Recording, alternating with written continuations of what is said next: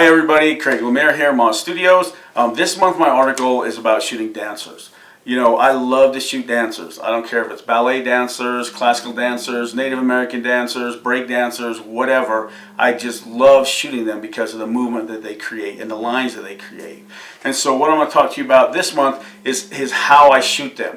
You know, it's pretty easy to shoot static dancers, you know, if they're in a really quiet pose or they're not moving very fast. You know, it's like anything else. Just set up your light, you figure out your ratios, and boom, you have it. Where it becomes more difficult is when you're trying to capture those dancers in movement, because then you have to anticipate where they're going to be, and you have to be able to see your image and pick out what your point of interest is going to be, because that's where you're going to have to light. And once again, if you're using a big light source like a 4x6 or a giant parabolic, it's really not super difficult because you're sending a bunch of light into the scene, and so it's hard to miss. Where it becomes hard is when you're going to try to shoot more contrasty or do something a little more dramatic, and when you're using beauty dishes with grids or strip lights with grids, because then you really have to know where your subject's going to be and you have to place that light almost perfectly. So it's a big combination of choreographing the movement of the dancer along with your flash.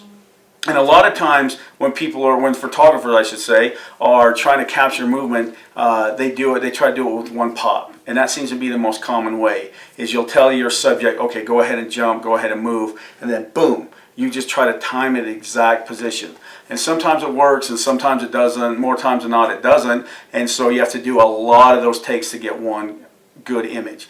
And what I talk about in the article is a way that I found out that you can give yourself the best opportunity to get one good image in a series. And basically what it is by setting up your light at a low power level, moving your ISO to a higher level, and choosing the right lens with the right focal length, that you can actually make pretty much any strobe recycle fast enough to keep up with the speed of whatever your camera is.